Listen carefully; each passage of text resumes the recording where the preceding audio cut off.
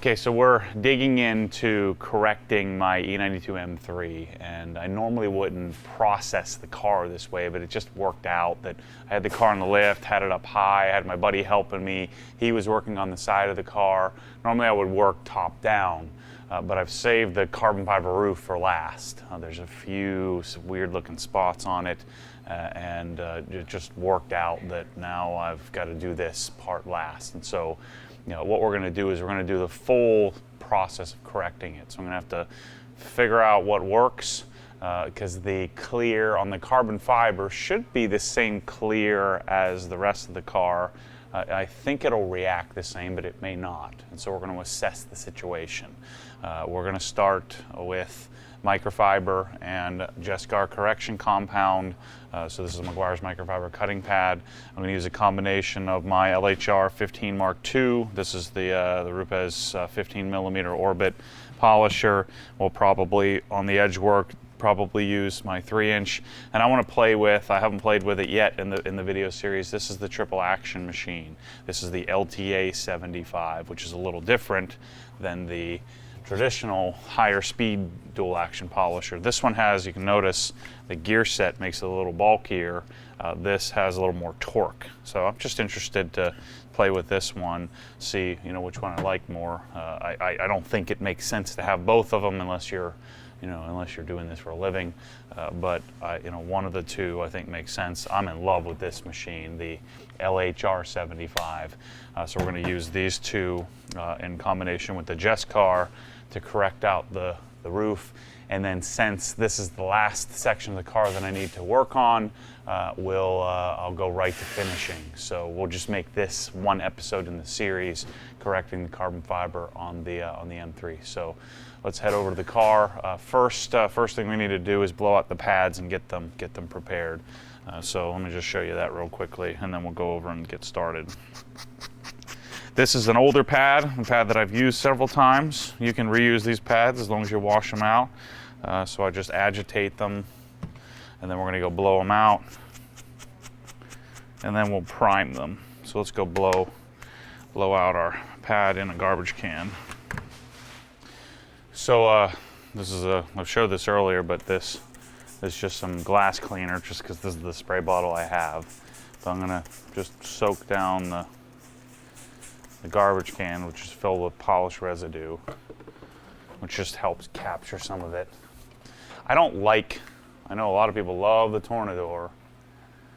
I'm not a huge Tornador fan. To me, it just makes a big mess. And I'm cognizant of my surroundings here in this fancy shop. So I'm gonna I like the metal tipped version, this Prevost, whatever you call it, air sprayer thing or air nozzle. And I start in the middle.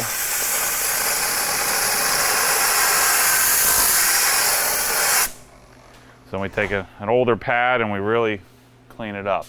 So you can see this makes a big enough mess. The Tornador is even worse. All right, so now we have our pad blown out and clean. Looks like a brand new pad. And now let's prime it. So priming microfiber, I think, is imperative. Priming foam can be done much more easily on the fly. So I'm a microfiber priming guy, advocate.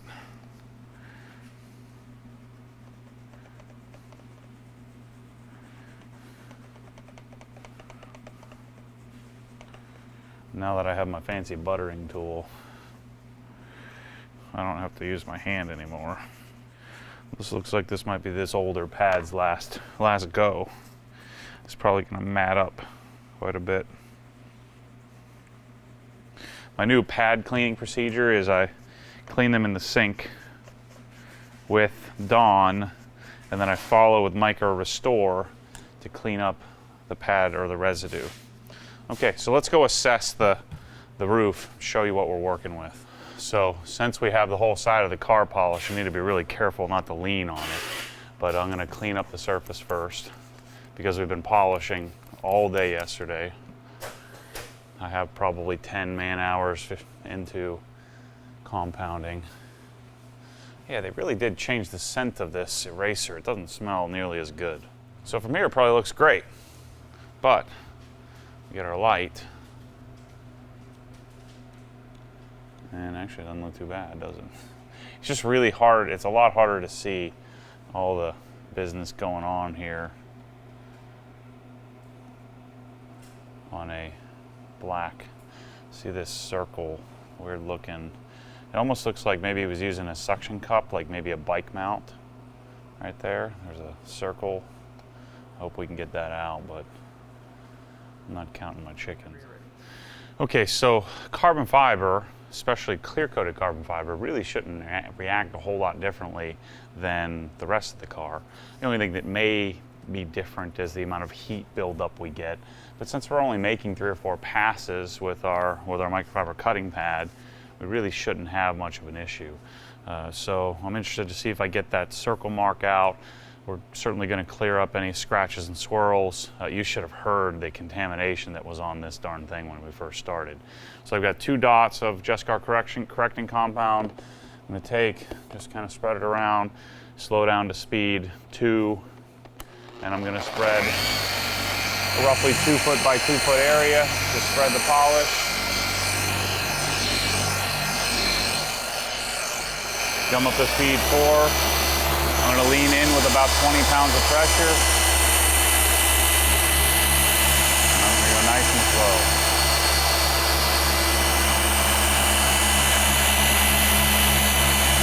You need to be a little bit more careful with the pressure towards the center of the hood or the roof. Make sure I'm coming up and getting my edge done. I have this tape so that I don't grab all the dirt from the rubber or damage the rubber. There's 2 passes.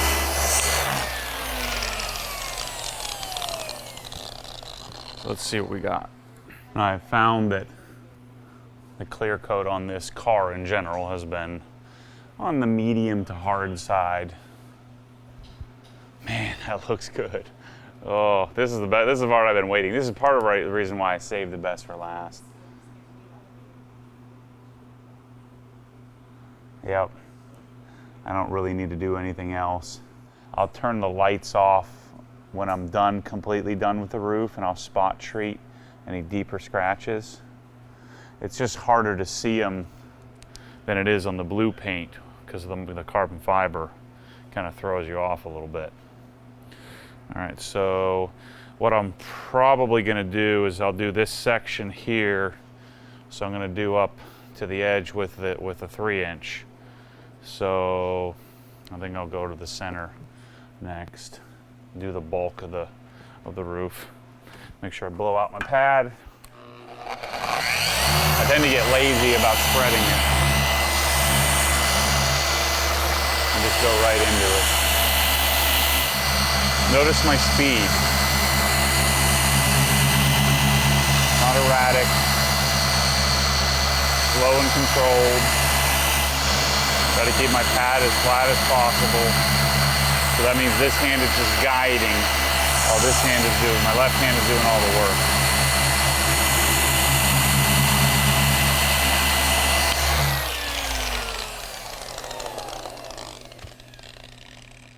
And that looks fantastic.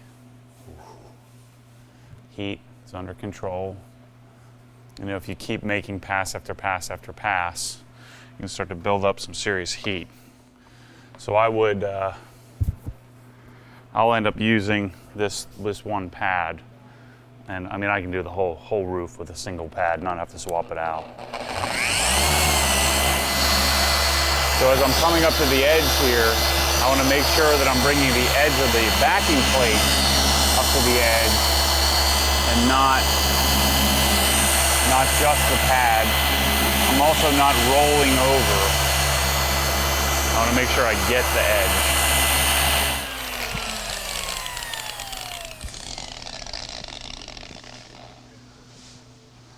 I don't like how I sectioned this out. So I'm gonna take the 5-inch and do this here and come up to the edge with the 5-inch.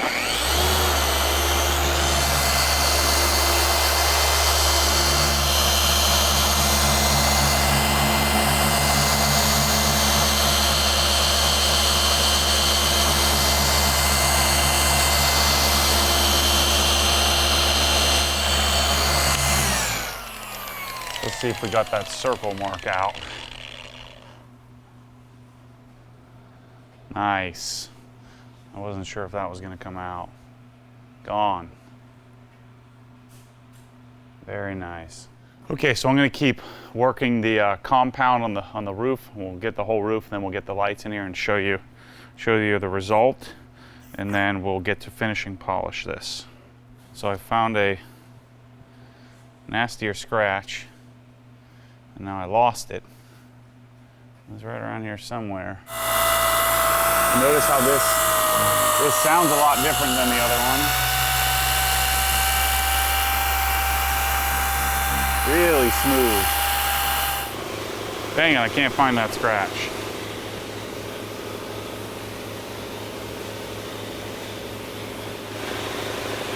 Okay, I'm gonna do the other side now.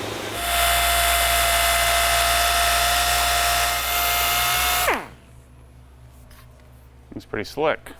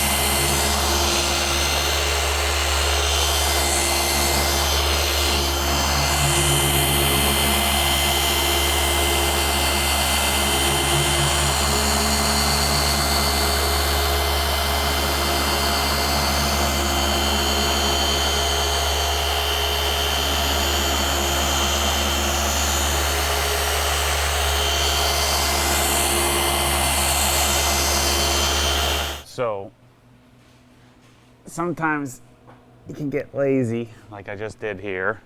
Since this polish removes so easily, cleanly, I just did the whole roof, just roll right through it. I didn't wipe the surface down.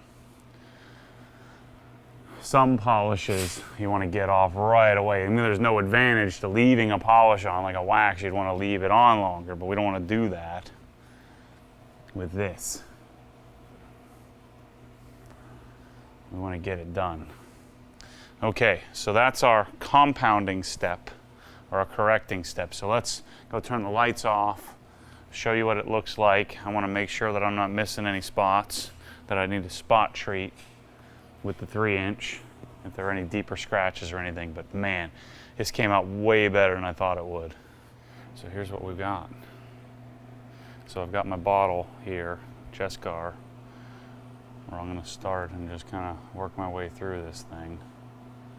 I'm looking to see if there are any deeper scratches. This corrected out pretty easily. It's amazing how well this Jescar finishes. So what I'll do, probably off camera here, but I'll go and assess this whole thing, and I'll take, let's say there was a spot here, I'll take and just put a little dab, and then I'll know I need to come back and hit that spot later. I don't know that I can really show you that. Oh, there it is, I found it. That's my scratch right there.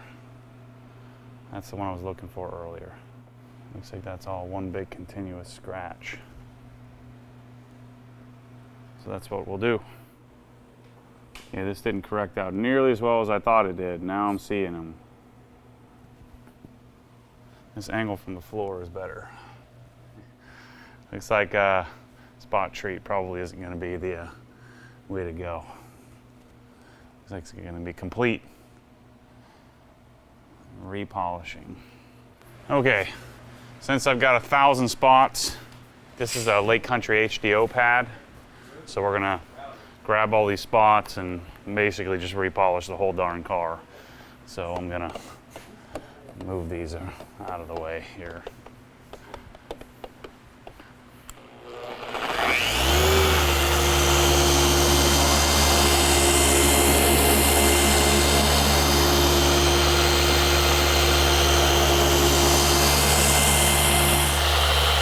it down a bit and really hammer down on this thing.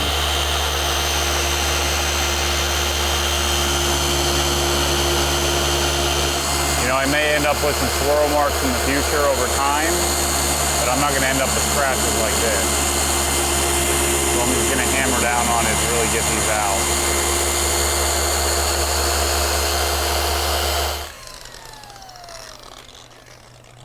I also like the idea of using a brand new pad too. We get a decent cut. Still, I think I'm gonna M100 this sucker. Yeah, I'm breaking out the big guns. Okay, it's time to get more pro on you here. And just not getting out the scratches the way I'd like. And so I'm gonna go to M101, which is a solvent-based, non-diminishing polish. This is gonna leave quite a bit more haze behind. I'll make sure that I don't spray this in my face. I need to prime it. This will also build up quite a bit more heat. Man, it's a big difference in how this smells. So this is more aggressive. So I want to be careful of heat. I want to make sure I'm blowing out the pad often. This will dust a lot more. This dusts more than M100. But this is stolen from my good friends Jason Kilmer and Andy Ward. This is their process that we're going to use to correct these deeper scratches and marks.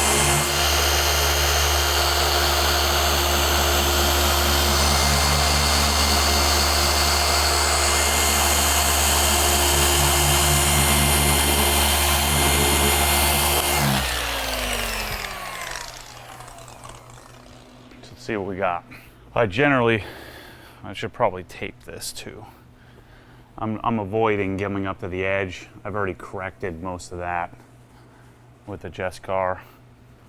I just want to get the bulk. Now this stuff will leave a bit more haze behind. You know, the Jescar, since it's diminishing, finishes down nicer. Yeah, way better. It's ripping everything out. I didn't come that far over. Still a little bit.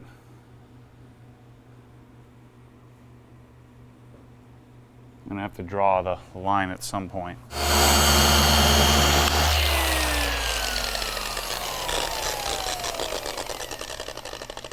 And this dust a whole lot more. But I think this is doing the trick. Yeah, it's getting it about as good as I'm willing to go. So there's still, let's see if I can actually get these spots out. Scrub it a little bit.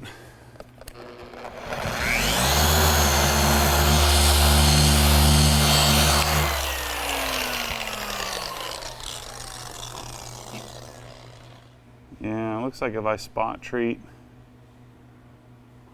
nope. There's just some deeper scratches that I'm really nitpicking here. But there's some deeper that just aren't coming out.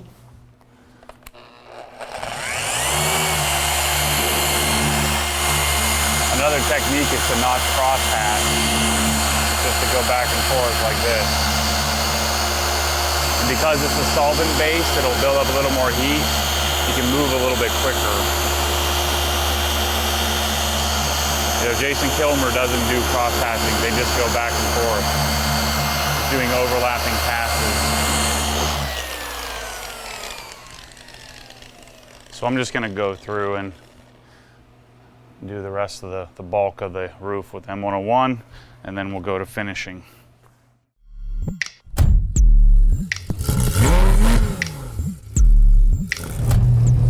What happens when the force pulls you back, your foot naturally comes off the gas. You have to keep your foot to the floor, foot to the floor.